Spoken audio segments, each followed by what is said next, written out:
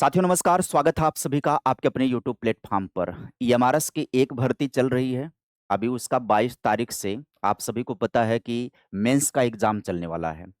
EMRS की नई भर्ती भी संभावित हो रही है। मैं आपको यहाँ पर प्रूफ देने वाला हूँ कि ईएमआरएस की नई भर्ती की संभावना कैसे बन रही है और ये भर्ती कब तक आ सकती है। ईएमआरएस फेज 3 का नोटिफिकेशन आएगा, 100% आएगा। उसका प्रूफ मैं आप सभी को बता दूं। तो पहले आप सभी लोग ये जानकारी पहले हासिल कर लीजिए। एकलव्य मॉडल आवासीय विद्यालय यानी EMRS, Eklavya model residential school भर्ती का रोड मैप मैं आपको समझाता हूँ। अभी की स्थिति में आप समझिए, वर्तमान की स्थिति में 7,267 टीचिंग और नॉन टीचिंग पदों के लिए भर्ती प्रक्रिया चल रही है, जिसमें टीयर 1 का एग्जाम दिसंबर में हुआ था और रिजल्ट उसका आ चुका है। टीयर 2 की परीक्षाएं 22 तारीख से लेकर के 25 मार्च तक निर्धारित की गई हैं, यानी जो मेंस की परीक्षाएं हैं, प्री के बाद जो मेंस की परीक्षाएं हैं वो 22 से 25 मार्च के बीच चल रही हैं। इससे पहले भर्ती प्रक्रिया हुई है। इससे पहले एक फेज 1 की वैकेंसी हो चुकी है। नई भर्ती क्यों आएगी इसको आप समझिए। 38,800 पदों का सरकारी लक्ष्य रखा गया है। केंद्र सरकार ने देश भर के एकलव्य मॉडल स्कूलों के लिए कुल 38,800 शिक्षकों और सपोर्ट स्टाफ के भर्ती का लक्ष्य रखा था। इसे एक साथ ना निकाल करके अलग अलग चरणों में पूरा किया जा रहा है। अलग अलग चरण में क्यों पूरा किया जा रहा है उसके पीछे भी कारण मैं आपको समझाऊंगा। हर एक जानकारी आप सभी को इस सेशन में मिलेगी। पहले आप समझिए, 38,800 कुल वैकेंसी है। फेज 1 जो 2023 में हुआ था उसमें कंप्लीट हो गई है 10,000 से ऊपर वैकेंसी। फेज दूसरा 7,000 समथिंग पद यहाँ पर वैकेंसी के रूप में आया है।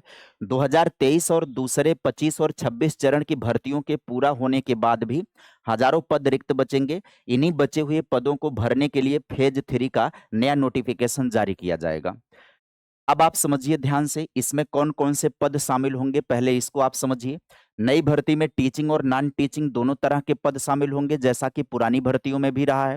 फेज 1 की जो वैकेंसी 2023 में हुई है उसमें भी टीचिंग और नॉन टीचिंग के पद रहे हैं। फेज 2 जो अभी प्रक्रियाधीन है, जो वैकेंसी चल रही है, जिसके मेंस की परीक्षाएं 22 से लेकर के 25 मार्च के भीतर होने वाली हैं, उसमें भी टीचिंग और नॉन टीचिंग के सभी पद हैं।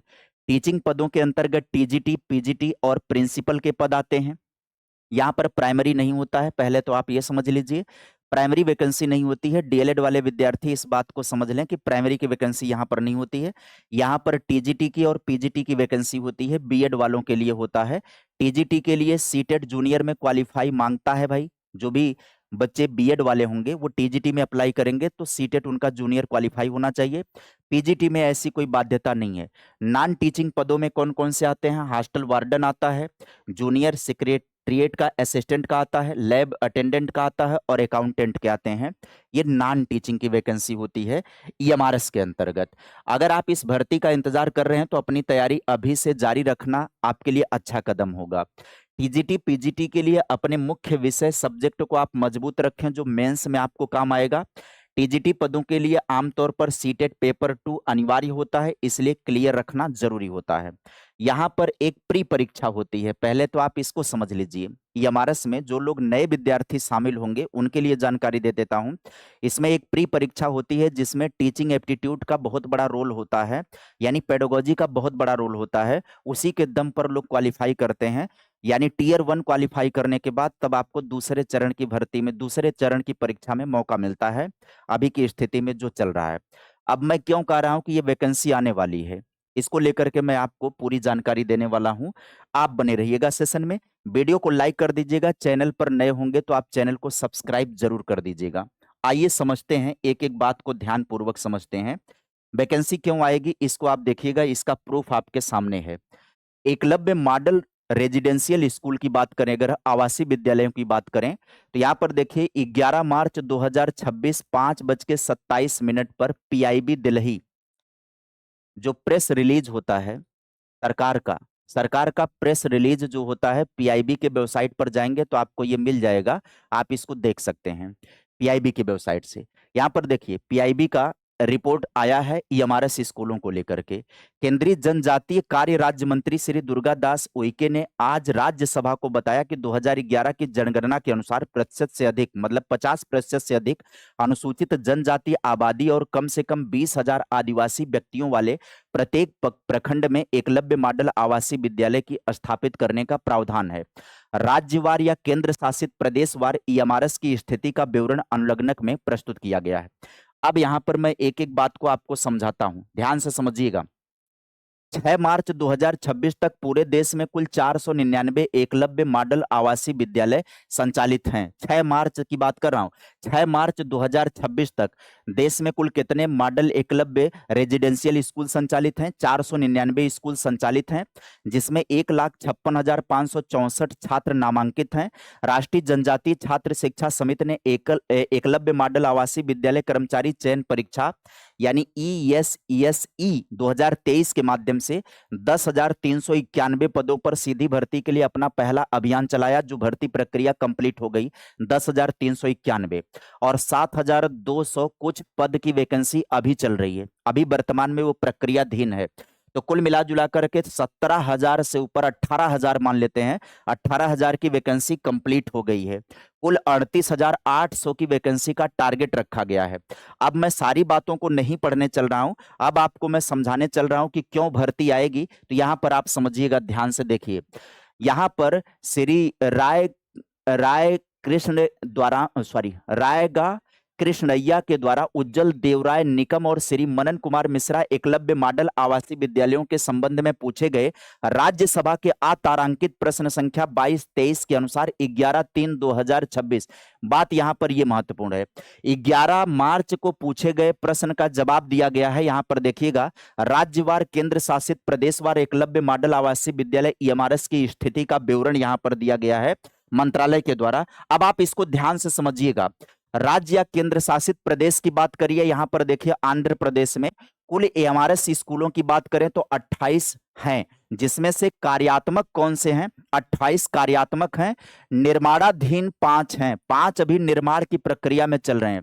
28 तो कार्य कर रहे हैं, जहां पठन पाठन का कार्य हो रहा है, जहां पर भर्ती हो रही है। 2023 में भी भर्ती हुई है, 2025 की भी भर्ती अभी चल रही है, लेकिन 5 विद्यालय अभी भी निर्माणाधीन है, यानी जो बन रहे हैं। अरुणाचल प्रदेश में देखिए 10 हैं कुल विद्यालय, 5 जो हैं कार्यात्मक हो गए और 3 जो हैं वो निर्माणाधीन है। आगे समझिए। असम में 17 विद्यालय, जिसमें से 6 अभी कार्य कर रहे हैं, 10 विद्यालय ऐसे हैं जो निर्माणाधीन है। बिहार के अंदर बात करें तो 3 विद्यालय हैं, जिसमें 2 कार्यात्मक हैं और 1 विद्यालय निर्माणाधीन है। छत्तीसगढ़ में बात करें 75 हैं, जिसमें 75 जो हैं वो कार्यात्मक हैं और 40 ऐसे हैं जो निर्माणाधीन प्रक्रिया में हैं, निर्माण की प्रक्रिया में हैं। आगे समझिएगा। दादर नगर हवेली की बात करें तो 111। गुजरात के अंदर बात करें तो 47, जिसमें से 44 कार्यरत इस समय कार्यरत हैं, 20 अभी भी निर्माण की प्रक्रिया में चल रहे हैं। हिमाचल प्रदेश में 4 विद्यालय ईमारत, 4 जो हैं कार्यात्मक हैं और 3 विद्यालय ऐसे हैं जो निर्माणाधीन प्रक्रिया में। जम्मू कश्मीर में भी निर्माणाधीन प्रक्रिया में 4 विद्यालय हैं। अब यहाँ पर केवल निर्माणाधीन की बात करते चलेंगे तो अलग अलग स्टेट वाइज यहाँ पर बात करें तो निर्माणाधीन प्रक्रिया में बात करें तो अभी भी कितने विद्यालयों का निर्माण जारी है? यहाँ पर 323 विद्यालय ऐसे हैं जो निर्माण की प्रक्रिया में है, 499 विद्यालय ऐसे हैं जो कार्य की प्रक्रिया में है, यानी जहां पर पठन पाठन का कार्य संचालित है। 499 विद्यालय पठन पाठन का कार्य चल रहा है, 323 विद्यालय ऐसे हैं जो निर्माण की प्रक्रिया में है, और कुल विद्यालय, कुल बात संकल्पना करें तो 723 हैं, जहां पर कुल वैकेंसी कितनी होगी? 38,800 भर्तियां होंगी। इसमें टीचिंग और नॉन टीचिंग सभी पदों को मिला करके 38,800 वैकेंसी होनी है। 2 फेज में मिला ले बात, अगर हम फेज 1 की बात कर लें तो यहाँ पर 18,000 वैकेंसी हो गई, यहाँ पर 10,300 कुछ पद हो गए। यहाँ पर फेज 2 की बात करें तो जहां पर 7,000 समथिंग वैकेंसी हो, इस समय प्रक्रिया में है। इस तरीके से मोटा मोटा अनुमान लगाएं, राउंड फिगर बात करें तो 18,000 की वैकेंसी जो है वो कंप्लीट हो जाएगी, जो पहले कंप्लीट हो गई है और जो अब 25 और 26 वाली चल रही है, जिसके मेंस के एग्जाम 22 से 25 मार्च के बीच हैं। ये भर्ती प्रक्रिया कंप्लीट हो जाने के बाद 18,000 भर्ती प्रक्रिया कंप्लीट हो जाएगी टीचिंग और नॉन टीचिंग पदों को लेकर के। कुल 38,800 का लक्ष्य रखा गया है। अभी भी कुल कितने बचेंगे? अभी भी 20,000 पद बचेंगे, अभी भी 20,000 पद बचेंगे, जिसमें से तकरीबन 12 से 14,000 वैकेंसी आपको फेज 3 के अंदर दिखाई पड़ेगी। अब सवाल बनता है कि ये फेज 3 का विज्ञापन कब जारी होगा? ये विज्ञापन आपका जारी होगा 26 में ही, लास्ट में जाकर के 26 के आखिरी में ये विज्ञापन आ सकता है। और यदि 26 आखिरी में ये विज्ञापन किसी कारण से नहीं आएगा तो 27 में 100% है कि ये वैकेंसी आपको देखने को मिलेगी।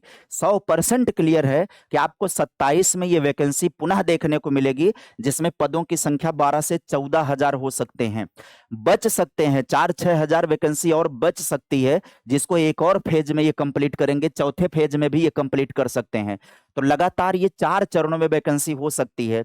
और यदि हो सकता है कि सारे वैकेंसी इकट्ठे कर दें तो 3 फेज में यह वैकेंसी कंप्लीट हो जाएगी। तो इस बार बड़ा विज्ञापन देखने को मिल सकता है। पहले और दूसरे फेज के ज्यादा विज्ञापन हर हाल में देखने को मिलेंगे। पहले फेज के विज्ञापन और दूसरे फेज से दोनों की तुलना करें तो ज्यादा विज्ञापन आप सभी को इस फेज में देखने को मिल सकता है, यानी जो तीसरा फेज वैकेंसी का आने वाला है। तो आप अपनी तैयारी जारी रखिए।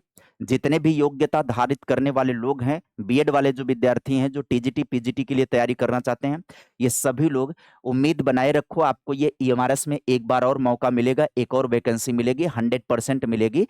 क्योंकि ये रिपोर्ट पीआईबी की ही रिपोर्ट है, जिसमें निर्माणाधीन विद्यालय में अभी कोई भी कार्य नहीं चला, मतलब वो निर्माण की प्रक्रिया में है। तो यहाँ पर जब निर्माण की प्रक्रिया अपने समापन की तरफ आगे बढ़ेगी तो वैकेंसी की जरूरत पड़ेगी, क्योंकि कर्मचारियों की जरूरत फिर वहां पर पड़ेगी। पठन पाठन का कार्य वहां पर प्रारंभ होगा तो वैकेंसी आएगी, निश्चित तौर पर वैकेंसी आएगी। तो एक और वैकेंसी फेज 3 का नोटिफिकेशन ईएमआरएस में देखने को मिलेगा। वीडियो को अपने अपने हित मित्रों तक शेयर कर दीजिए। जो लोग ईएमआरएस भर्ती का इंतजार कर रहे हैं वहां तक वीडियो पहुंचा दीजिए। जो लोग बीएड वाले विद्यार्थी हैं, जो इसमें योग्यता रखते हैं, उन तक ये वीडियो आप पहुंचा दीजिएगा। वीडियो को लाइक कर दीजिएगा। चैनल पर नए होंगे तो सब्सक्राइब कर दीजिएगा। इसी तरीके से अपडेट आप सभी को इस प्लेटफॉर्म के माध्यम से मैं देते रहूंगा, जानकारियां आप सभी को देते रहूंगा। तो यदि जानकारी अच्छी लगती है तो वीडियो को लाइक करना ना भूलिएगा। आज के लिए जानकारी बस इतनी ही। मिलेंगे फिर किसी नए अपडेट के साथ। Bye bye, take care, thank you.